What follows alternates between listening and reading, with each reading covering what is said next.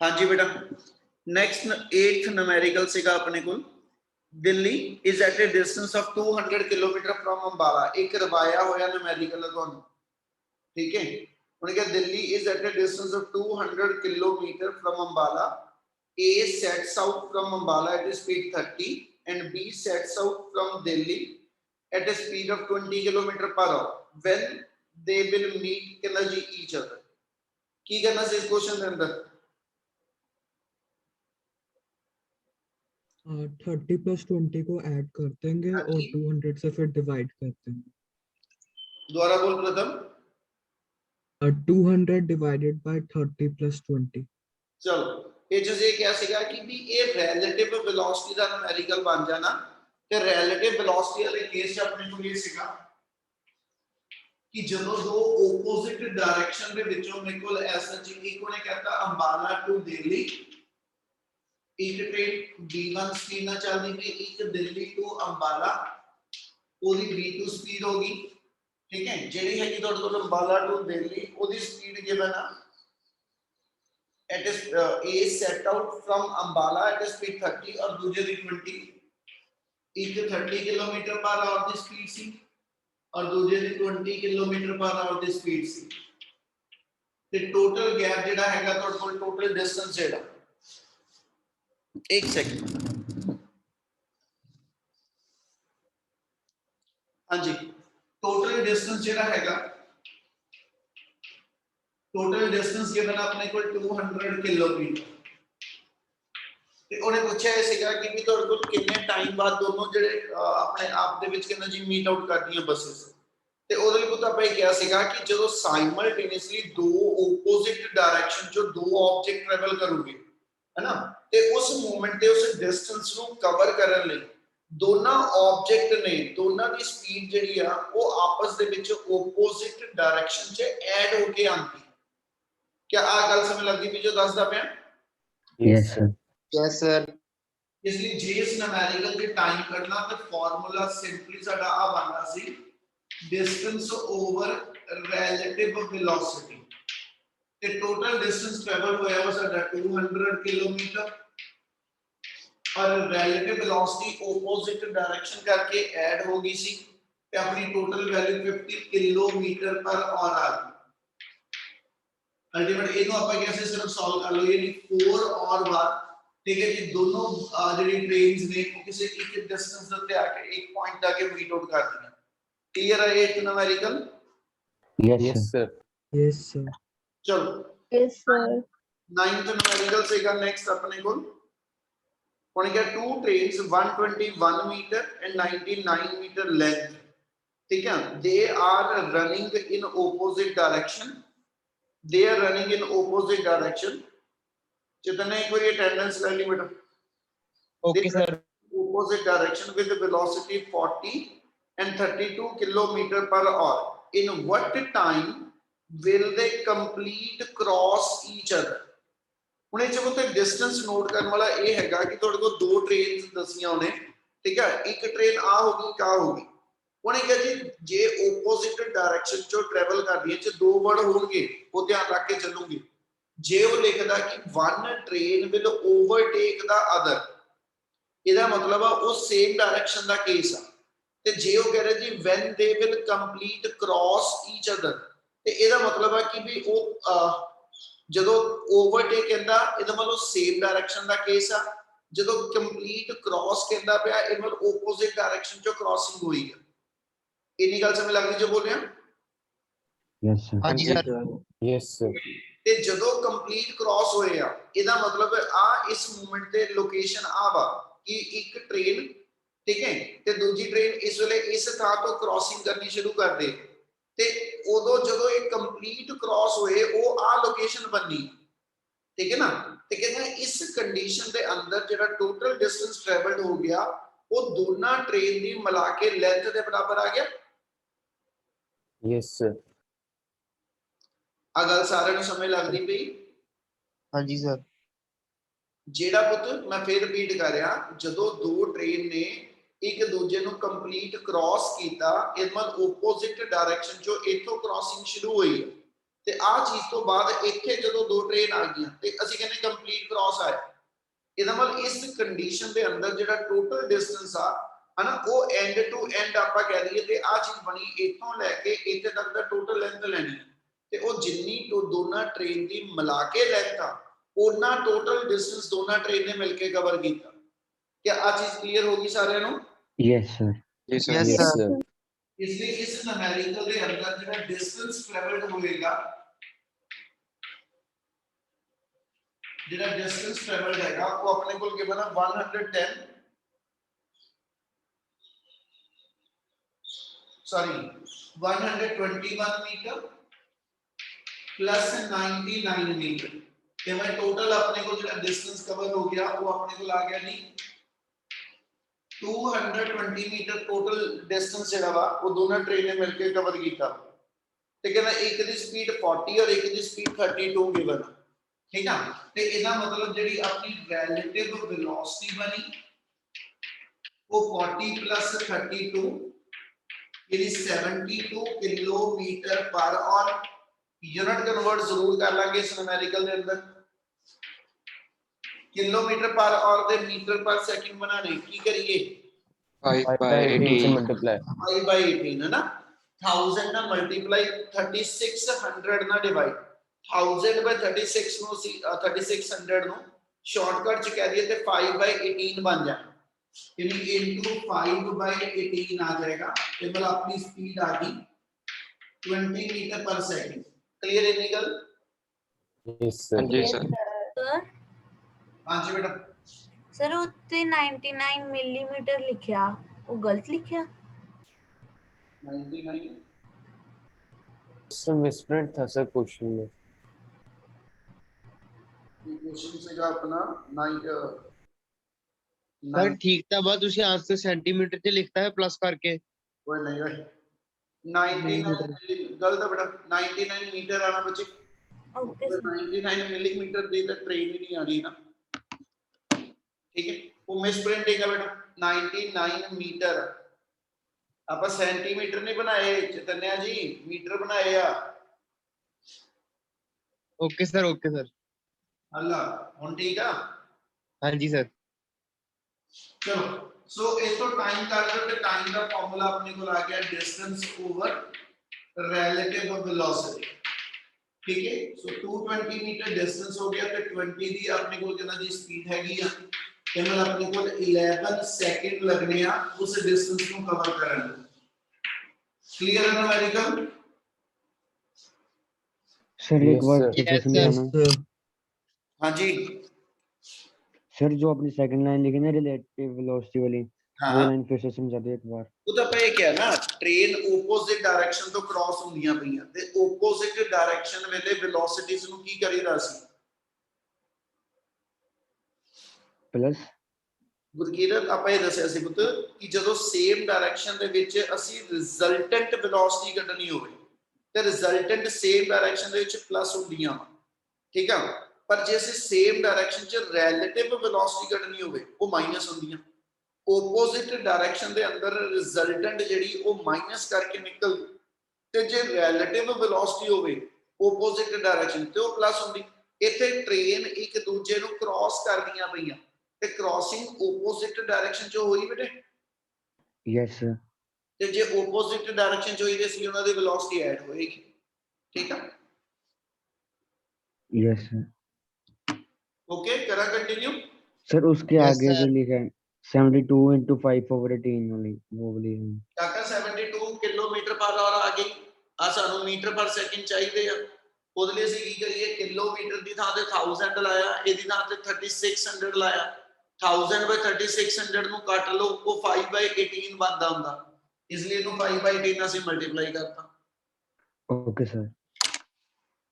ਚਲੋ 10th ਹੈਗਾ two railway track are parallel to west east direction along one track train A move with a speed of 30 meter per second from west to east while along the second track train B move at a speed of 48 meter per second from east to west दोनों train एक दूसरे तो की चल रही हैं Opposite. Opposite. opposite ਤੇ ਉਹਨੇ ਸਿੰਪਲੀ ਆਪਾਂ ਨੇ ਇਹ ਪੁੱਛਿਆ ਵਾ पहले पार्ट के अंदर calculate number 1 relative speed of B with respect to A, ठीक है, एक इको चीज का ध्यान रखना और कुछ नहीं है ना। Second relative speed of ground with respect to B, पहले तो ट्रेन की डायरेक्शन दे दियो और दोनों आगे रखी भी एक ट्रैक हैगा वो ईस्ट तो वेस्ट डायरेक्शन च आ गया, ਆਪਾਂ डायरेक्शन देइए ते इदां चारे डायरेक्शन दे दी दियां साउथ नॉर्थ ईस्ट ते वेस्ट। क्लियर है निकल? Yes sir. Yes, sir. ਆ ਤੁਹਾਡੀਆਂ ਦੋ ਟ੍ਰੇਨ ਕਹਿੰਦਾ ਜੀ ਮੂਵ ਕਰਦੀਆਂ ਪਈਆਂ, ਇਹਦੇ ਅਕੋਰਡਿੰਗਲੀ ਤੁਸੀਂ ਡਿਫਾਈਨ ਕਰ ਦੋਗੇ। ਉਹਨੇ ਫਰਸਟ ਆਪਾਂ ਨੂੰ ਕਿਹਾ ਵਾ ਕਿ ਤੁਹਾਡੇ ਕੋਲ ਜਿਹੜੀ ਫਰਸਟ ਟ੍ਰੇਨ ਹੈਗੀ one along one track, train A move with speed 30 from west to east, from west to east. ਯਾਨੀ ਆ ਮੇਰੀ ਟ੍ਰੇਨ A ਹੋਊਗੀ, BA ਆ ਗਿਆ, ਇਹਦੀ ਸਪੀਡ ਮੈਨੂੰ 30 ਮੀਟਰ ਪਰ ਸੈਕਿੰਡ ਗਿਵਨ ਆ। ਕਲੀਅਰ ਹੈ ਨਿਕਲ? Yes sir. Yes sir. Along the second track, train B move with the speed 48 from east to west. East to west, ਜਿਹੜੀ ਇਧਰ train B ਚੱਲਦੀ ਪਈ ਆ ਇਹਦੀ speed 48 ਮੀਟਰ ਪਰ ਸੈਕਿੰਡ ਆ। ਠੀਕ ਹੈ, ਤੇ ਪੁੱਤ ਉਹਨੇ ਹੁਣ ਪੁੱਛਿਆ ਇਹ ਆ ਕਿ ਵੀ relative velocity of B with respect to A। ਹੁਣ ਇਹਦੇ ਵਿੱਚ ਇੱਕੋ ਚੀਜ਼ ਧਿਆਨ ਚ ਰੱਖ ਲਓ ਕਿ ਵੀ ਜਦੋਂ ਆਪਾਂ relative velocity B ਦੀ ਕੱਢਣੀ with respect to A है ना, ਇਹ ਮਤਲਬ ਹੁਣ ਆਪਾਂ ਐਸ ਸੱਚ ਇੱਕ ਵਰਡ ਜਿਹੜਾ ਮੇਨ ਹੋਏਗਾ ਆਨਸਰ। ਮੰਨ ਲਓ ਜਦੋਂ ਇਹਦਾ ਦਿੱਤਾ ਹੋਵੇ ਤੁਹਾਨੂੰ ਉਹਦੇ ਦੋ ਆਨਸਰ ਹੋਣੇ ਆ। ਮੰਨ ਲਓ ਐਮਸੀਕਿਊ ਦਾ ਕੁਐਸਚਨ ਆ, ਉਹਦੇ ਚ ਇੱਕ ਹੋਊਗਾ -78 ਮੀਟਰ ਪਰ ਸੈਕਿੰਡ, ਇੱਕ ਹੋਏਗਾ 78 ਮੀਟਰ ਪਰ ਸੈਕਿੰਡ, ਬਾਕੀ ਦੋ ਹੋਰ ਕੁਝ ਹੋ ਜੂਗੇ। ਤੇ ਇਹਦੋਂ ਇਹ ਧਿਆਨ ਰੱਖ ਕੇ ਚੱਲਾਂਗੇ ਕਿ ਵੀ ਆਪਣਾ ਮਾਈਨਸ ਆਨਸਰ ਆ ਕਿ ਪਲੱਸ ਦੇ ਵਿੱਚ ਵੈਲਿਊ ਸੇਮ ਲਿਖੀ ਆ, ਆਨਸਰ ਅਸੀਂ ਪਲੱਸ ਵਾਲਾ ਲੈਣਾ ਕਿ ਮਾਈਨਸ ਵਾਲਾ, ਉਹ ਡਾਇਰੈਕਸ਼ਨ ਅਸੀਂ ਕਿੱਦਾਂ ਅਸਾਈਨ ਕਰ ਰਹੇ ਹਾਂ ਉਹਦੇ ਲਈ ਅਸੀਂ ਇਹ ਲੈ ਕੇ ਚੱਲਦੇ ਜੀ ਨਾਰਮਲ ਕਨਵੈਨਸ਼ਨ ਦੇ accordingly left to right direction positive ਤੇ right to left direction negative. Clear ਹੈ ਨਿਕਲ? Yes sir. Yes, sir. ਇਹਦੇ ਵਿੱਚੋਂ ਜੇ ਚੱਲੀਏ ਤੇ ਆ ਜਿਹੜੀ ਬੀ ਵਾਲੀ ਡਾਇਰੈਕਸ਼ਨ ਹੈ ਮਾਈਨਸ ਹੈ, ਤੇ ਮੈਂ ਇਹ ਕਿਹਾ ਸੀਗਾ ਜੋ ਡਾਇਰੈਕਸ਼ਨ ਐਸ ਸੱਚ ਗਿਵਨ ਆਬਜੈਕਟ ਦੀ ਹੁੰਦੀ ਆ ਉਹੀ ਡਾਇਰੈਕਸ਼ਨ ਉਹਦੀ ਰਿਲੇਟਿਵ ਵੈਲੋਸਿਟੀ ਦੀ ਹੁੰਦੀ। ਯਾਨੀ ਜੇ relative velocity A the calculate ਕਰਨੀ ਹੁੰਦੀ ਵਿਦ ਰਿਸਪੈਕਟ ਟੂ B, ਫਿਰ ਉਹਦਾ ਸਾਈਨ A ਵਾਲਾ ਆਣਾ ਸੀ। ਜੇ ਰਿਲੇਟਿਵ B ਦੀ ਕੱਢਣੀ ਆ ਹਨਾ ਵਿਦ ਰਿਸਪੈਕਟ ਟੂ A, ਤੇ ਰਿਲੇਟਿਵ ਵੈਲੋਸਿਟੀ ਦਾ ਸਾਈਨ ਜਿਹੜਾ ਉਹ ਐਸ ਸੱਚ VB ਵਾਲਾ ਬਣੇਗਾ। ਕੀ ਆ ਗੱਲ ਕਲੀਅਰ ਹੈ? Yes sir. Yes sir. ਮਤਲਬ ਆਪੋਜ਼ਿਟ ਹੋਣ ਕਰਕੇ ਐਡ ਤੇ ਹੋਣੀਆਂ ਵਾ, ਪਰ ਐਡ ਕਰਕੇ ਜਿਹੜੀ ਵੈਲਿਊ ਬਣੀ -48 -30। ठीक है, इनमें ओवरऑल मेरी जो स्पीड आ गई वो -78 मीटर पर सेकंड बनेगी। क्या ये निकल क्लियर है? Yes sir. Yes sir. वो तो सारे नु आ गल समझ लगी। Relative velocity of B with respect to A आपा किदा कढिया? क्या ये निकल क्लियर है? Yes sir. Yes, Yes, sir. sir. Second part चो ने क्या relative velocity of ground with respect to B। ठीक है, ग्राउंड दी रिलेटिव वेलोसिटी ਜਦੋਂ ਆਪਾਂ ਕਿਸੇ ਬੱਸ ਦੇ ਵਿੱਚ ਬੈਠੇ ਹੋਈਏ ਜਾਂ ਟ੍ਰੇਨ 'ਚ ਬੈਠੇ ਹੋਈਏ ਹੈਨਾ, ਤੇ ਆਪਣੀ ਟ੍ਰੇਨ ਫਾਰਵਰਡ ਜਾਂਦੀ ਹੋਵੇ, ਆਪਾਂ ਨੂੰ ਰੇਲਵੇ ਟਰੈਕ ਜਾਂ ਜਿਹੜੀ ਗਰਾਊਂਡ ਆ ਕਿੱਧਰ ਜਾਂਦੀ ਲੱਗਦੀ? पीछे ऑपोजिट डायरेक्शन। ਹੁਣ ਇਹਦਾ ਮਤਲਬ ਆ ਜੇ ਮੈਨੂੰ ਨੇ ਰਿਲੇਟਿਵ ਵੈਲੋਸਿਟੀ ਗਰਾਊਂਡ ਦੀ ਪੁੱਛੀ ਆ with respect to train B, ਇਹਦਾ ਮਤਲਬ ਜਿੰਨੀ ਸਪੀਡ ਨਾਲ ਟ੍ਰੇਨ B ਜਿਹੜੀ ਆ ਹਨਾ ਉਹ ਮੇਰੇ ਕੋਲ ਐਸਐਚ ਈਸਟ ਟੂ ਵੈਸਟ ਜਾਂਦੀ ਹੋ, ਐਗਜ਼ੈਕਟਲੀ ਉਨੀ ਸਪੀਡ ਦੇ ਨਾਲ ਮੈਨੂੰ ਗਰਾਊਂਡ ਜਿਹੜੀ ਆ ਉਹ ਐਸਐਚ ਵੈਸਟ ਟੂ ਈਸਟ ਲੱਗੂਗੀ। Yes sir. Sir. सर। ਆ ਲਾਈਨ ਇਦਾਂ ਬੋਲਦਾ ਪਿਆ, ਫਿਰ ਰਿਪੀਟ ਕਰ ਰਿਹਾ। ਜੇ ਆਪਾਂ ਰਿਲੇਟਿਵ ਵੈਲੋਸਿਟੀ ਗਰਾਊਂਡ ਦੀ ਕੱਢਣੀ ਆ, ਠੀਕ ਹੈ ਜੀ, with respect to train B ਹਨਾ, ਤੇ ਗਰਾਊਂਡ ਤੇ ਮੂਵ ਕਰਨ ਦੀ ਡਾਇਰੈਕਸ਼ਨ ਜਿਹੜੀ ਹੋਏਗੀ ਉਹ B ਟ੍ਰੇਨ ਨਾਲੋਂ ਆਪੋਜ਼ਿਟ ਲੱਗੂਗੀ। Yes sir. ठीक है जी, ਤੇ ਇਹਦਾ ਮਤਲਬ ਇਹਦਾ ਆਨਸਰ ਕੀ ਆ ਜਾਊਗਾ? Plus sir. Plus 0 plus 0 40। ਉਹ ਜ਼ੀਰੋ ਨਹੀਂ ਆਣਾ, ਉਹ ਨਲਾਇਕਾ। ਇਹਦਾ ਆਨਸਰ ਮੈਂ ਇਹ ਬਾਰ-ਬਾਰ ਕਹਿ ਰਿਹਾ, ਜੇ ਤੈਨੂੰ ਜ਼ੀਰੋ ਦਾ ਮਤਲਬ ਕੀ ਹੋਇਆ ਕਿ ਉਹ ਰੈਸਟ ਵਿੱਚ ਆ। क्या ਮੈਨੂੰ ਗਰਾਊਂਡ ਰੈਸਟ ਵਿੱਚ ਅਪੀਅਰ ਹੁੰਦੀ ਆ? No sir. No sir.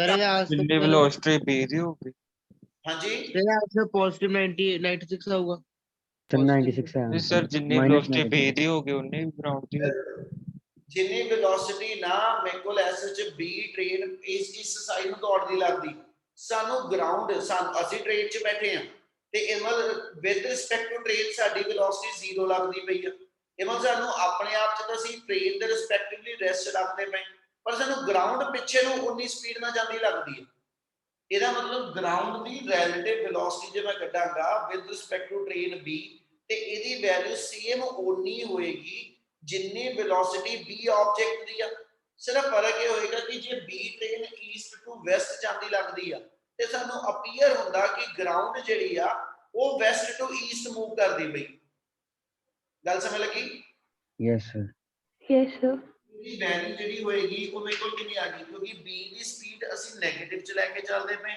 ਇਸ ਲਈ ਗਰਾਊਂਡ ਦੀ ਸਪੀਡ ਪਲੱਸ ਚ ਆ ਜਾਏਗੀ ਇਹ ਮਤਲਬ ਇਹਦੀ value plus 48 metre per second ਇਹਨੂੰ ਤੁਸੀਂ ਪਲੱਸ ਮਾਈਨਸ ਨਹੀਂ ਲਾਣਾ ਤੇ ਦੂਜਾ ਮੈਥਡ ਇਦਾਂ ਲਿਖ ਸਕਦੇ ਹੋ 78 metre per second in the east to west direction 48 metre per second ਕਹਿੰਦਾ ਜੀ from west to east direction ਜਾਂ ਤਾਂ ਨਾਲ ਬ੍ਰੈਕਟ ਦੇ ਅੰਦਰ ਵੈਸਟ ਟੂ ਈਸਟ ਲਿਖ ਦਵਾਂ ਠੀਕ ਹੈ ਜਾਂ ਫਿਰ ਅੱਗੇ ਸਾਈਨ ਲਗਾ ਕੇ ਉਹਨੂੰ ਜਸਟੀਫਾਈ ਕਰਾਂ ਕਿ ਵੀ ਮੇਰੇ ਅਕੋਰਡਿੰਗਲੀ ਗਰਾਊਂਡ ਦੀ ਵੈਲੋਸਿਟੀ ਦੀ ਡਾਇਰੈਕਸ਼ਨ ਪਲੱਸ ਆ ਤੇ ਪਲੱਸ ਵਾਲੀ ਸਾਈਡ ਸਾਡੀ ਇਸ ਫਿਗਰ ਦੇ ਅਕੋਰਡਿੰਗਲੀ ਵੈਸਟ ਟੂ ਈਸਟ ਹੈਗੀ ਕਲੀਅਰ ਆ yes sir excuse me sir yes sir ਬੋਲੋ ਜੀ सर मेरा सर वो बंद हो गया जूम सर एक बार दस दो कि वो पॉजिटिव 48 कला कितना आया पॉजिटिव तो समझ आ गया सर कितना आया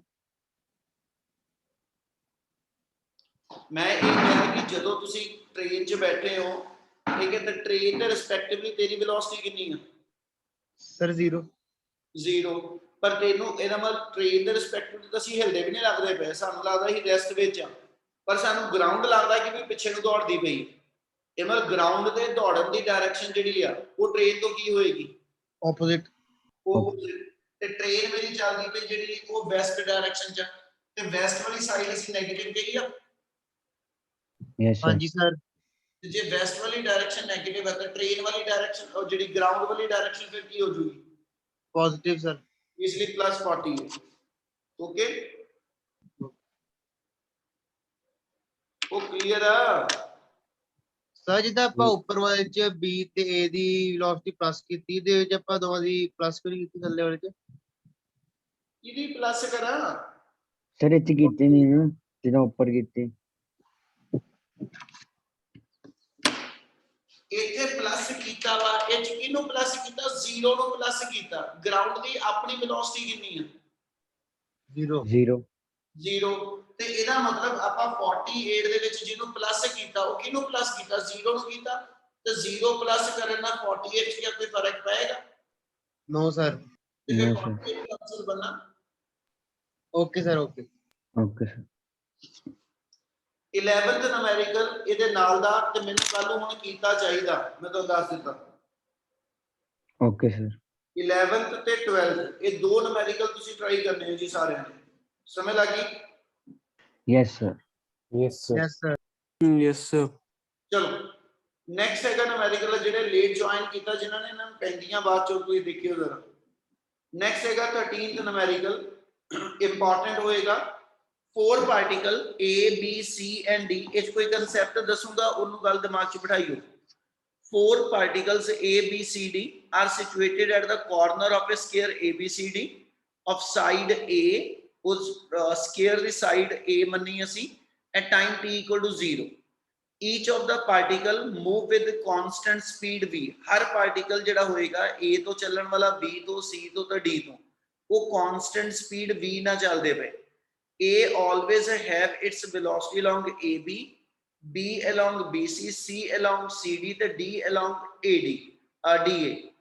ठीक है कहना जी at what time ठीक है will these particle will meet each other ਸਮਝਿਓ ਇਹਦੇ ਨਾਲ ਹੀ ਮੈਂ 14 ਦੀ ਸਟੇਟਮੈਂਟ ਪੜ੍ਹ ਰਿਹਾ ਤੁਹਾਨੂੰ ਇੱਕੋ ਮੈਥਡ ਦੇ ਹੋਣ ਵਾਲੇ ਆ 14 ਚੋਂ ਨੇ ਕਿਹਾ 3 particles ABC are situated at the vertices of an equilateral triangle of side ठीक है जी ਉਹਦੀ ਸਾਈਡ A ਹੀ ਗਿਵਨ ਆ each particle move with constant speed v A along AB, B along BC ਤੇ C along CA ਤੇ ਪੁੱਛਿਆ ਉਹਨੇ same ਚੀਜ਼ਾਂ at what time will the particle meet each other।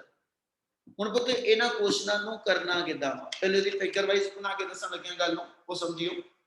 ਉਹਨੇ ਆਪਣੇ ਕੋਲ ਕੁਐਸਚਨ ਚ ਇਹ ਕਿਹਾ ਵਾ 4 ਪਾਰਟੀਕਲਸ ਨੇ ਆ ਸਕੇਅਰ ਦੇ ਉੱਤੇ ਮੂਵ ਕਰਦੇ ਪਏ, ठीक है। एक पार्टिकल में कुल A तो, एक पार्टिकल में कुल B तो, एक पार्टिकल C तो, एक पार्टिकल D तो मूव करता है और हर पार्टिकल दे मूव करने की स्पीड सेम आ। इन्हीं गल समझ लगी? Yes sir. Yes, sir. Yes sir. मेरा अगला न्यूमेरिकल आ उच्च में को उन्होंने कहता कि 3 पार्टिकल्स ने, ठीक है। आ ट्रायंगल दे 3 वर्टिसेस दे उत्ते मेरे को 3 पार्टिकल पए ने, एक मूव करता है A to B, B वाला करता B to C तो C वाला करता C to A, सारे पासे साइड सेम है। क्या एज सच कभी ये मीट करोगे? No sir. नहीं। सर जी वेलोसिटी सेम ਤਾਂ ਨਹੀਂ ਮੀਟ ਕਰਨਗੇ। ਹੁਣ ਇਹਨੂੰ ਅਸੀਂ ਜਦੋਂ ਐਸ ਸੱਚ ਲੈ ਕੇ ਚੱਲਦੇ ਨਾ, ਇੱਥੇ ਇੱਕ ਨਵਾਂ ਕਨਸੈਪਟ ਐਡ ਕਰਨ ਲੱਗਿਆ ਜਿਹੜਾ ਅਗਲੇ ਹਜੇ ਚੈਪਟਰ ਚ ਪੜਾਂਗੇ, ਰੈਜ਼ੋਲੂਸ਼ਨ ਆਫ ਵੈਕਟਰ, या ਇਹਦਾ ਦੂਜਾ ਨਾਮ ਬੋਲਾ ਅਸੀਂ ਇਹਨੂੰ ਨਾਮ ਦਿੰਨੇ component of a given vector. ਅਸੀਂ ਇੱਕ ਚੀਜ਼ ਪੜਾਉਣ ਲੱਗਿਆ ਪਹਿਲੋਂ, ਠੀਕ ਹੈ, ਉਹਨੂੰ ਸਮਝ ਲਿਓ ਮਾੜਾ ਜਿਹਾ, ਫਿਰ ਆਪਾਂ ਨੂਮੈਰੀਕਲ ਤੇ ਵਾਪਸ ਮੁੜ ਕੇ ਆਣਾ। ਆਪਣੇ ਕੋਲ ਇੱਕ ਕਨਸੈਪਟ ਹੈ ਕੰਪੋਨੈਂਟ ਆਫ ਵੈਕਟਰ ਜਾਂ ਰੈਜ਼ੋਲੂਸ਼ਨ ਆਫ ਵੈਕਟਰ। ਉਹਨੂੰ ਸਮਝਾਉਣ ਵਾਸਤੇ ਇੱਕ ਐਗਜ਼ਾਮਪਲ ਦੇ ਰਿਹਾ, ਸਮਝਿਓ। 9th ਵਿੱਚ ਜੇ ਆਪਾਂ ਨੂੰ ਕਿਸੇ ਨੇ ਵਰਕ ਦਾ ਫਾਰਮੂਲਾ ਪੁੱਛਿਆ, ਵਰਕ ਦਾ ਜਨਰਲ ਫਾਰਮੂਲਾ ਕੀ ਲਿਖੇਗਾ? Force into displacement यानी F into S, ठीक है। पर ਅਸੀਂ ਜੇ ਪੂਰਾ ਫਾਰਮੂਲਾ ਪੜ੍ਹੀਏ ਜਾਂ 9th ਵਿੱਚ ਵੀ ਸ਼ਾਇਦ ਕਿਸੇ ਨੂੰ ਯਾਦ ਹੋਵੇ, ਇੱਥੇ ਕਈ ਵਾਰੀ ਫਾਰਮੂਲਾ ਇੱਕ ਜਗ੍ਹਾ ਤੇ Fs cos θ ਵੀ ਲਿਖਦਾ। यस Fs cos θ ਲਿਖਿਆ ਜਾਂਦਾ, ਉਹ ਕਹਿੰਦੇ ਵੀ Fs cos θ ਕਿਉਂ ਲਿਖਦੇ, ਠੀਕ ਹੈ। ਤੇ ਅਸੀਂ ਜਿਹੜਾ Fs ਪੜ੍ਹਦੇ ਉਹ ਕਦੋਂ ਬਣਦਾ? ਐਕਚੁਅਲ ਫਾਰਮੂਲਾ Fs cos θ ਵਾ, Fs ਦੇ ਬਰਾਬਰ ਕਦੋਂ ਆ ਜਾਂਦਾ? ਉਹਦੇ ਲਈ ਇਦਾਂ ਸਮਝਾਉਂਦੇ ਆ, ਜੇ ਇਸ ਆਬਜੈਕਟ ਤੇ ਮੈਂ ਫੋਰਸ ਲਗਾਈ F और इस मोमेंट पे ऑब्जेक्ट मेरा इससे डायरेक्शन च S डिस्प्लेस कर गया, जिधर मैं फोर्स लाई आ, ठीक है जी। आ मेरे को इथे एक बॉडी पई आ, मैं ਇਹਦੇ ਤੇ ਇਸ डायरेक्शन च फोर्स लावां ਤੇ ਇੱਧਰ ਹੀ ਇਹ ਡਿਸਪਲੇਸ ਹੁੰਦਾ ਹੋਵੇ, ਹਨਾ, ਤੇ ਉਦੋਂ ਅਸੀਂ ਵਰਕ ਜਿਹੜਾ ਉਹ F S ਨੂੰ ਕਹਿੰਦੇ ਹਾਂ। ਪਰ ਜੇ ਮੈਂ ਫੋਰਸ ਲਗਾਵਾਂ ਐਸ ਸੱਚ ਕਿਦਾਂ, ਇਸ डायरेक्शन च फोर्स ना लगा के फोर्स इस ऑब्जेक्ट पे मैं इंक्लाइंड लाती और बॉडी मेरी इस साइड नो S डिस्प्लेस हुई है, इस वेले F ते S they which angle theta होवे। गल समझ लगी जो कीता मैं? Yes sir. Yes sir. ये फोर्स ते S यानी सेम डायरेक्शन च ना होके एंगल ते यानी आही बॉडी नु मैं इथे हुक ला के इदां खिचदा पिया, जदों फोर्स ते डिस्प्लेसमेंट सेम नहीं ते क्या हुण भी बॉडी ओना ही मेरे कोल जेड़ा वा डिस्प्लेस होएगी जिन्ना पहले हो रही सी? No sir. नहीं, है ना। कहना भी इदां क्यों होएगा? तो ਅਸੀਂ ਕਹਿੰਦੇ ਜੀ ਇਸ ਵੇਲੇ ਜਦੋਂ ਫੋਰਸ ਲਗਾਈ ਨਾ, ਇਹ ਸਾਰੇ ਦੀ ਸਾਰੀ ਫੋਰਸ ਜਿਹੜੀ ਆ ਬੋਡੀ ਨੂੰ ਡਿਸਪਲੇਸ ਕਰਨ ਚ ਯੂਜ਼ ਨਹੀਂ ਹੁੰਦੀ ਪਈ। ਉਹ ਕਹਿੰਦਾ now what you will have to do, ਮੈਂ ਇਸ ਫਿਗਰ ਦੇ ਵਿੱਚੋਂ ਆਹ ਪੋਰਸ਼ਨ ਇੰਨਾ ਚੁੱਕ ਲਿਆ ਕਿ ਆ ਜਿਹੜੀ ਮੈਂ ਫੋਰਸ F ਲਗਾਈ ਆ ਜਿਹੜੀ ਹੌਰੀਜ਼ੌਂਟਲ ਲਾਈਨ ਦੇ ਨਾਲ ਥੀਟਾ ਐਂਗਲ ਤੇ, ਉਹ ਕਹਿੰਦਾ ਇਸ ਫੋਰਸ ਦੇ ਇਫੈਕਟ ਕੈਲਕੂਲੇਟ ਕਰੋ ਅਲੋਂਗ x ਐਕਸਿਸ ਕੀ ਆਏਗਾ, along the y axis ਕੀ ਆਏਗਾ। ਉਹਦੇ ਲਈ ਅਸੀਂ ਕੀ ਕਰਨ ਲੱਗੇ, ਇੱਕ ਇੱਥੇ ਪਰਪੈਂਡੀਕੂਲਰ ਡਰਾ ਕਰ ਦਿਓ, ਇੱਕ ਪਰਪੈਂਡੀਕੂਲਰ ਡਰਾ ਕਰ ਲਓ, ਆ ਮੇਰੀ ਇੱਕ ਰਾਈਟ ਐਂਗਲ ਟ੍ਰਾਇੰਗਲ ਬਣ ਗਈ। ਇਹਨੀ ਗੱਲ ਸਮਝ ਲੱਗੀ? Yes sir. Yes sir. ਹੁਣ ਜੇ ਮੈਂ ਆ ਕਹਾਂ ਜੀ ਇਸ ਫੋਰਸ ਦਾ ਇਫੈਕਟ ਸਟੱਡੀ ਕਰਨਾ along x axis, ਤੇ ਤੁਸੀਂ ਕੀ ਕਰੋਗੇ, ਐਂਗਲ ਦੇ ਸਾਹਮਣੀ ਸਾਈਡ ਪਰਪੈਂਡੀਕੂਲਰ ਹੁੰਦੀ ਆ, 90 ਡਿਗਰੀ ਪਰਪੈਂਡੀਕੂਲਰ ਤੇ ਬੇਸ ਦੇ ਵਿੱਚ ਬਣਿਆ, यानी आ साइड परपेंडिकुलर आ बेस ते आ हाइपोटेन्यूज, ते जे मैं AC ओवर AB लिख लवां ते एक cos थीटा आ जाऊगा। Yes sir. Yes sir. इसको मैं AC काट लवां ते AC दी वैल्यू नु मैं AB cos थीटा लिख सकदा। Yes sir. Yes sir. ਇਹਦਾ ਮਤਲਬ ਜਿਹੜੀ ਆ ਸਾਈਡ ਮੇਰੀ ਆ ਗਈ ਜੇ ਮੈਂ ਇਧਰ ਪਾਸੇ ਜਿਹੜੀ ਫੋਰਸ ਆ ਉਹਨੂੰ fx ਤੇ ਜਿਹੜੀ ਆ ਫੋਰਸ y ਐਕਸਿਸ ਦੇ ਅਲੋਂਗ ਆ ਇਹਦਾ ਨਾਮ fy ਰੱਖ ਦਵਾਂ। ਇਹਦਾ ਮਤਲਬ ਆ ਚੀਜ਼ ਨੂੰ ਮੈਂ ਤੋੜਿਆ ਦੋ ਹਿੱਸੇ ਕੀਤੇ ਤੇ ਜਿਹੜੇ ਦੋ part ਬਣਾਉਂਗਾ they should be the part of this original pen। Yes, sir. Yes, sir. ਜੇ ਮੈਂ f ਫੋਰਸ ਨੂੰ ਸਪਲਿਟ ਕਰਕੇ ਇਹਦਾ ਕੰਪੋਨੈਂਟ ਇੱਕ x ਐਕਸਿਸ ਤੇ ਇੱਕ y ਐਕਸਿਸ ਤੇ ਬਣਾ ਲਵਾਂ ਤੇ ਇਹਦੇ ਅਕੋਰਡਿੰਗਲੀ AC ਦੀ ਸਾਈਡ ਨੂੰ ਅਸੀਂ ਨਾਮ fx ਦੇ ਲਈਏ, AB ਆਪਣਾ f ਸੀਗਾ, ਇਹਦੇ ਮਤਲਬ fx ਦੀ ਵੈਲਿਊ f cos θ ਆਈ। Yes, sir. Yes, sir. Yes, sir.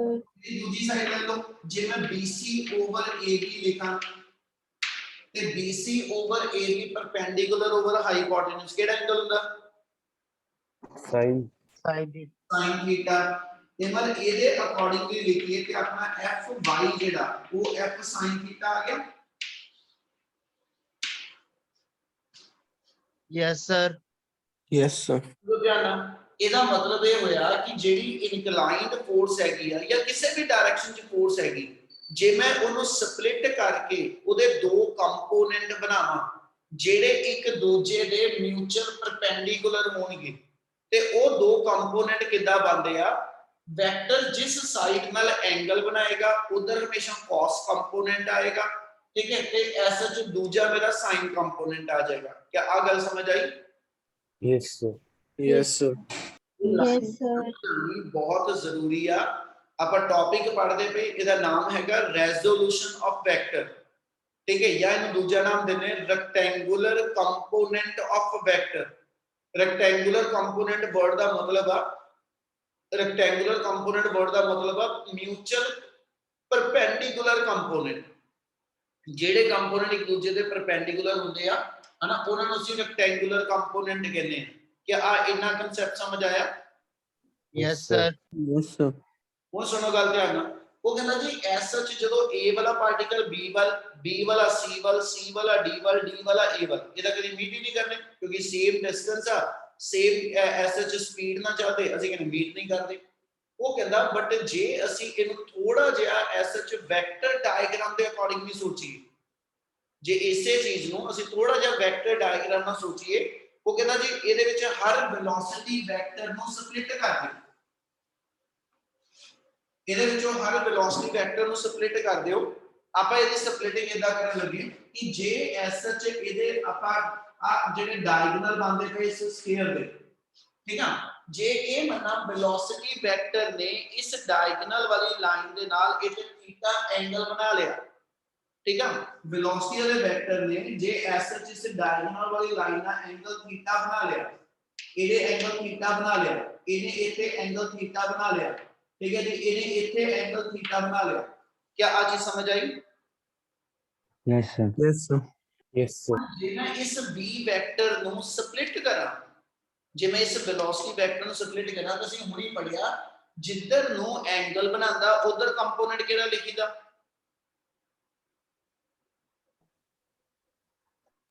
Cos. ਜਿੱਧਰ ਨੂੰ ਵੈਕਟਰ ਐਂਗਲ ਬਣਾਉਂਦਾ ਉਸ ਸਾਈਡ ਕੰਪੋਨੈਂਟ ਕਿਹੜਾ ਹੁੰਦਾ? Cos. cos Cos. Cos. ਵਾਲਾ। ਇਹਦਾ ਮਤਲਬ ਇਸ ਸਾਈਡ ਨੂੰ ਜੇ ਮੈਂ b ਦਾ ਕੰਪੋਨੈਂਟ ਲਿਖਣਾ ਹੋਵੇ, ਠੀਕ ਹੈ, ਸੈਂਟਰ ਵੱਲੋਂ ਜਿਹੜਾ ਅਪਰੋਚ ਕਰਨ ਵਾਲਾ ਕੰਪੋਨੈਂਟ ਆ ਉਹ v cos θ ਆ ਗਿਆ ਤੇ ਦੂਜਾ ਕੰਪੋਨੈਂਟ ਹਮੇਸ਼ਾ ਇਸ ਵੈਕਟਰ ਤੋਂ ਪਰਪੈਂਡੀਕੂਲਰ ਹੋਏਗਾ। ਇਸ ਲਾਈਨ ਦਾ ਪਰਪੈਂਡੀਕੂਲਰ ਆ ਪੈਨ ਬਣੂਗਾ। Yes, sir. Yes, sir. Yes, sir. Yes sir. ਇਹਦੇ ਅਕੋਰਡਿੰਗਲੀ ਇੱਕ ਕੰਪੋਨੈਂਟ ਮੇਰਾ ਇਸ ਡਾਇਰੈਕਸ਼ਨ ਚ ਆ ਗਿਆ, ਠੀਕ ਹੈ, ਇੱਕ ਕੰਪੋਨੈਂਟ ਮੇਰਾ ਇਸ ਡਾਇਰੈਕਸ਼ਨ ਚ ਆ ਗਿਆ ਜਿਹਦਾ ਨਾਮ v sin θ ਹੋਏਗਾ। क्या आ दो कंपोनेंट समझ लगे? Yes sir. Yes, sir. Yes, sir. ਇਹਦੇ ਜੇ ਮੈਂ ਇਸ b ਵੈਕਟਰ ਨੂੰ ਸਪਲਿਟ ਕਰਾਂ ਇਹਦਾ ਸੈਂਟਰ ਵੱਲ ਨੂੰ ਕੰਪੋਨੈਂਟ v cos θ ਆ ਜਾਊ ਤੇ ਆ ਸਾਈਡ ਨੂੰ ਇਹਦਾ ਕੰਪੋਨੈਂਟ v sin θ ਆ ਗਿਆ। ਇਹਦੀ ਆ v ਨੂੰ ਤੋੜਾ ਇਹਦਾ ਇਸ ਸਾਈਡ ਨੂੰ ਕੰਪੋਨੈਂਟ v cos θ ਤੇ ਇਸ ਡਾਇਰੈਕਸ਼ਨ 'ਚ ਇਹਦਾ ਕੰਪੋਨੈਂਟ v sin θ ਆ ਜਾਏਗਾ। ਇਹਦੀ ਆ ਜਿਹੜਾ v ਵੈਕਟਰ ਆ ਇਹਨੂੰ ਸਪਲਿਟ ਕਰਾ ਇਹਦਾ ਇਸ ਸਾਈਡ ਨੂੰ ਕੰਪੋਨੈਂਟ v cos θ ਤੇ ਇਸ ਡਾਇਰੈਕਸ਼ਨ 'ਚ ਇਹਦਾ ਕੰਪੋਨੈਂਟ v sin θ ਆ ਜਾਊ। क्या figure Yes, sir. Yes, sir. Yes, sir. ਚਲੋ ਹੁਣ ਐਸ ਸੱਚ ਜੇ ਤੁਸੀਂ ਇੱਕ ਚੀਜ਼ ਨਿਗਾਹ ਮਾਰੋ ਵੈਲੋਸਿਟੀ ਵੈਕਟਰ ਦਾ ਇੱਕ ਇਦਾਂ ਦਾ ਕੰਪੋਨੈਂਟ ਬਣ ਗਿਆ ਜਿਹਦੇ ਨਾਲ ਉਹ ਸੈਂਟਰ ਨੂੰ ਅਪਰੋਚ ਕਰਦੇ ਪਏ ਯਾਨੀ A ਵਾਲਾ ਕੰਪੋਨੈਂਟ ਦਾ ਵੈਲੋਸਿਟੀ ਵੈਕਟਰ ਜਿਹੜਾ A ਵਾਲਾ ਪਾਰਟੀਕਲ ਇਹਦੀ ਵੈਲੋਸਿਟੀ ਦਾ ਕੰਪੋਨੈਂਟ ਵੈਕਟਰ v cos θ ਜਿਹੜਾ ਵਾ ਉਹ ਟੁਵਰਡਸ AO ਆ ਗਿਆ ਇਹਦਾ DO ਆ ਗਿਆ ਇਹ CO ਆ ਗਿਆ ਉਹ B2O ਆ ਗਿਆ ਇਹ ਮਤਲਬ ਹਰ ਵੈਲੋਸਿਟੀ ਵੈਕਟਰ ਦਾ ਇੱਕ ਕੰਪੋਨੈਂਟ ਟੁਵਰਡਸ ਦਾ ਸੈਂਟਰ ਅਪਰੋਚ ਕਰਦਾ ਪਿਆ Yes, sir. ਇਹਦਾ ਨਾਲ ਇਸ ਵੈਲੋਸਿਟੀ ਨਾਲ ਓਏ ਨਿਆਣਿਓ ਆ ਬਹੁਤ ਇੰਪੋਰਟੈਂਟ ਹੈ ਤੁਹਾਡੇ ਸਮਝਣ ਵਾਲਾ ਇਸ ਲਈ ਐਕਟਿਵ ਹੋ ਕੇ ਸਮਝ ਲਓ ਥੋੜਾ ਜਿਹਾ ਇਹ ਨਾਲ ਹਰ ਇੱਕ ਦਾ ਇੱਕ ਇੱਕ ਕੰਪੋਨੈਂਟ v cos θ ਨਾਲ ਆਪਣੇ ਸੈਂਟਰ ਨੂੰ ਅਪਰੋਚ ਕਰਦਾ ਪਿਆ Yes, sir. Yes, sir. ਹਰ ਇੱਕ ਦਾ ਇੱਕ ਇੱਕ ਕੰਪੋਨੈਂਟ ਸੈਂਟਰ ਨੂੰ ਅਪਰੋਚ ਕਰਦਾ ਪਿਆ ਤੇ ਮੈਂ ਟਾਈਮ ਕੱਢਾਂ ਇਹ ਮਤਲਬ ਚਾਰੇ ਦੇ ਚਾਰੇ ਜਿਹੜੀ ਵੈਲੋਸਿਟੀ ਨਾਲ ਸੈਂਟਰ ਨੂੰ ਅਪਰੋਚ ਕਰਦੇ ਪਏ ਉਹ ਸਾਰਿਆਂ ਦੀ ਵੈਲੋਸਿਟੀ ਸੇਮ ਹੈਗੀ ਆ Yes, sir.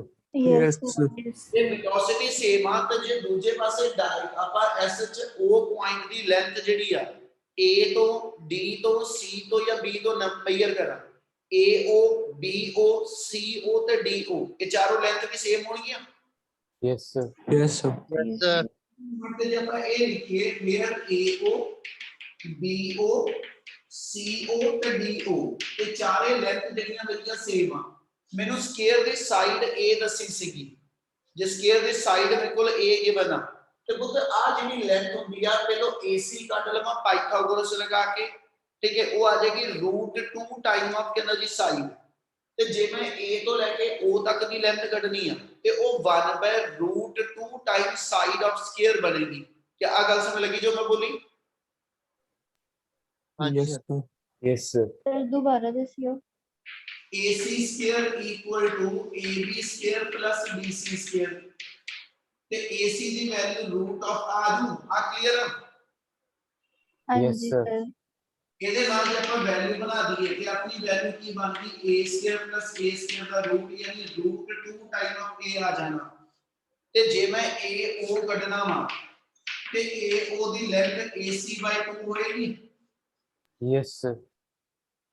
ਇਹਨਾਂ ਸਾਡੀ ਸਾਈਡ ਕਿੰਨੀ ਬਣ ਗਈ √2A ਕਿੰਨਾ ਜੀ 2 ਤੇ ਇਹਨੂੰ ਸੋਲਵ ਕਰਨਾ ਤੇ 1/√2 time of side of square ਆ ਜਾਓ Yes, Yes, sir.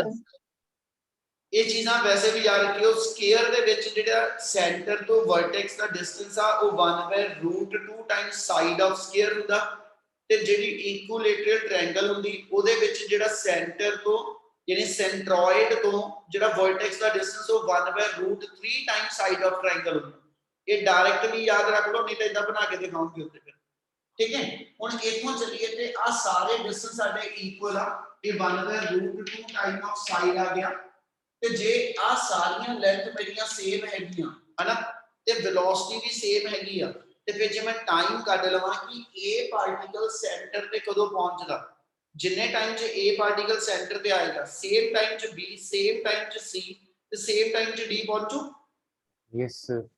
Yes, sir.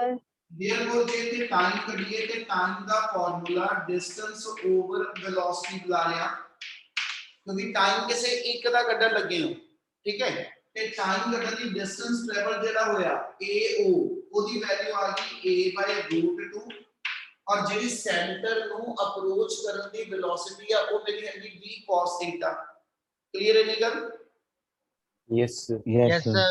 Yes, sir. ਜੀ sir. ਹੁਣ ਐਂਗਲ ਆਪਣੇ ਕੋਲ ਜੇ ਲੈ ਕੇ ਚਲੀਏ ਇਹ ਐਂਗਲ ਕਿੰਨਾ ਹੋਏਗਾ ਜੀ So 45. ਉਹ ਕਿਉਂ सर क्योंकि स्क्वायर दिया हुआ है सर ये हम एक तरीके से सेंटर हम बाइसेक्ट ਆ ਲਾਈਨ ਜਿਹੜੀ ਹੈਗੀ ਆ ਇਹ ਬਾਈਸੈਕਟ ਕਰਦੀ ਪਈ ਇਸ ਐਂਗਲ ਨੂੰ ਤੇ ਜੇ ਆ ਐਂਗਲ 90 ਹੈ ਤੇ ਆ ਐਂਗਲ 45 ਆ ਜਾਊ ਬੇਟਾ Yes, sir. Yes, sir. Yes, sir. Theta ਸਾਡੇ ਕੋਲ 45 ਤੇ cos 45 ਕਿੰਨਾ ਆ ਗਿਆ ਜੀ 1/√2. Root 2. Sir, root 2. √2 है ना यानी v into 1/√2 ਤੇ ਆ √2 ਨਾਲ √2 ਕੈਨਸਲ ਹੋ ਕੇ ਟਾਈਮ ਦਾ ਫਾਰਮੂਲਾ a/v ਆ ਗਿਆ Yes, sir. ਹੁਣ ਮਤਲਬ Yes, sir. ਆ ਸਾਈਡ ਦਿੱਤੀ ਹੋਵੇ ਕਿ 2 ਸੈਂਟੀਮੀਟਰ ਆ velocity ਮੈਨੂੰ ਦੱਸੀ ਹੋਵੇ 10 ਮੀਟਰ ਪਰ ਸੈਕਿੰਡ ਆ, ਇਹ ਮਤਲਬ ਇੱਥੇ ਆਪਾਂ ਉਹ ਵੇਰੀਏਬਲ ਪੁੱਟ ਅਪ ਕਰ ਲਾਂਗੇ ਤੇ ਟਾਈਮ ਦੀ ਮੇਰੀ ਜਿਹੜੀ ਆ ਉਹ ਨੂਮੈਰੀਕਲ ਵੈਲਿਊ ਆ ਜਾਣੀ। ਕਿਆ ਇੰਨੀ ਗੱਲ ਕਲੀਅਰ ਆ? Yes, sir. Yes, sir. ਜਿਹੜੇ ਗੋਂਗੇ ਬਣੇ ਹੋਏ ਉਹ ਬੋਲੂਗੇ। Yes, sir. ਹਾਂਜੀ ਸਰ। Yes, sir. ਅਜੇ ਵਿੱਚ ਕਈ ਹੈਗੇ ਜਿਹੜੇ ਬੋਲੇ ਨੇ। ਹਾਂਜੀ sir. Yes, sir. Yes sir. ਸੁੱਤੇ ਪਏ ਹੋ? No, No, sir. sir. No, sir. Clear ਹੈ No, numerical? Yes, sir. Yes, sir. Yes, sir. Bio ਵਾਲੇ ਨੂੰ ਮੈਂ ਕਿਹਾ ਸੀ ਸਿਰਫ 5 ਮਿੰਟ ਆਪਾਂ ਲਵਾਂਗੇ ਐਕਸਟਰਾ, ਠੀਕ ਹੈ, ਫਿਰ ਤੁਸੀਂ ਉੱਧਰ ਜੁਆਇਨ ਕਰ ਲਿਓ। ਨੈਕਸਟ ਨੂਮੈਰੀਕਲ ਟ੍ਰਾਇੰਗਲ ਵਾਲੇ ਦੀ ਸਟੇਟਮੈਂਟ ਜਲਦੀ ਸੇਮ ਇਸੇ ਪੈਟਰਨ ਤੇ ਹੋਣਾ ਕੁਐਸਚਨ।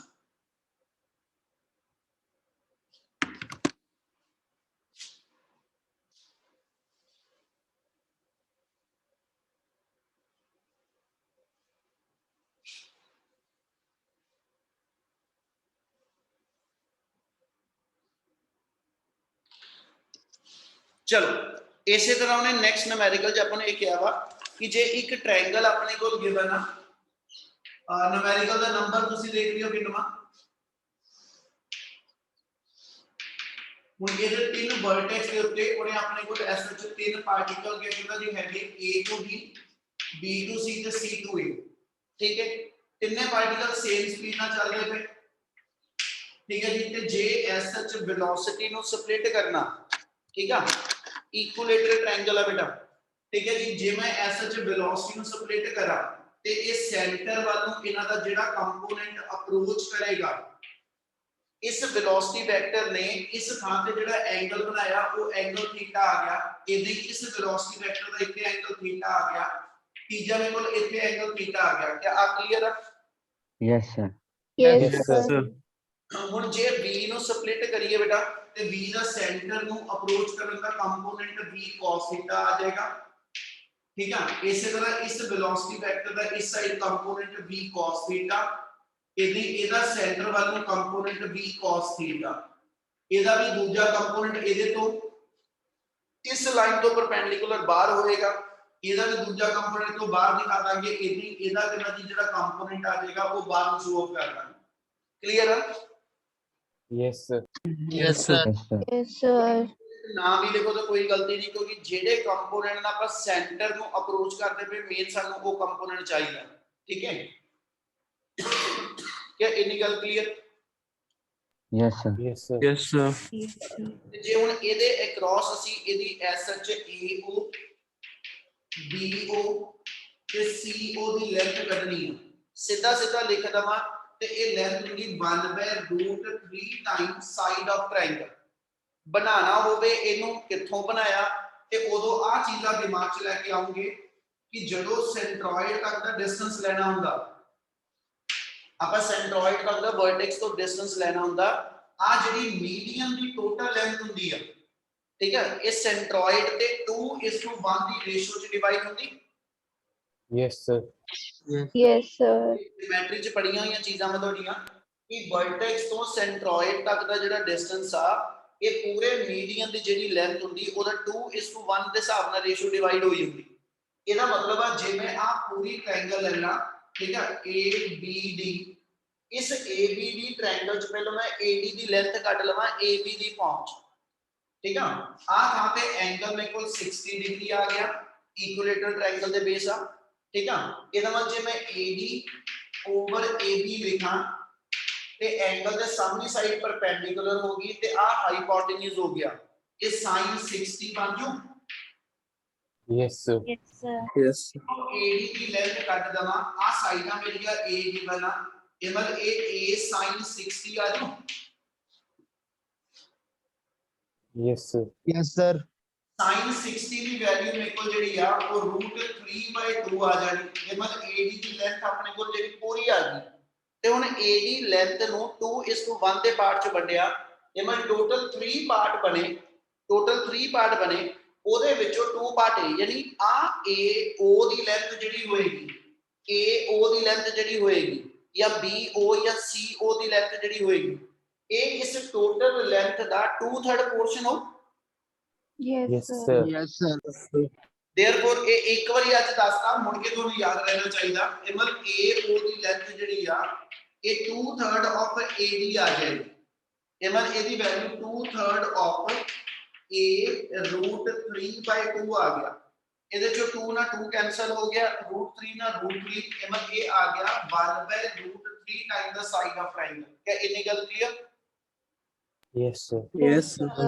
Yes, sir. ਚਲੋ ਵਾਪਸ ਕੁਐਸਚਨ ਜਾ ਰਹੇ ਹਾਂ ਸੋ AO BO CO ਦੀ ਆਪਣੇ ਕੋਲ ਲੈਂਥ ਹੈਗੀ ਆ ਸੈਂਟਰ ਨੂੰ ਅਪਰੋਚ ਕਰਨ ਦੀ ਵੈਲੋਸਿਟੀ ਇਹਨਾਂ ਦੀ v cos θ ਵਾ ਤੇ ਜੇ ਆਪਾਂ ਇਹ ਤੋਂ ਬਾਅਦ ਟਾਈਮ ਕੱਢੀਏ ਤੇ ਟਾਈਮ ਦਾ ਫਾਰਮੂਲਾ ਡਿਸਟੈਂਸ ਓਵਰ ਵੈਲੋਸਿਟੀ ਆ ਗਿਆ ਡਿਸਟੈਂਸ ਟਰੈਵਲਡ ਆਪਣਾ a/√3 ਆ ਤੇ ਵੈਲੋਸਿਟੀ ਸੈਂਟਰ ਨੂੰ ਅਪਰੋਚ ਕਰਨ ਦੀ ਆਪਣੀ v cos θ ਆ ਗਈ θ ਕਿੰਨਾ ਸਾਡਾ 30 degree. 30.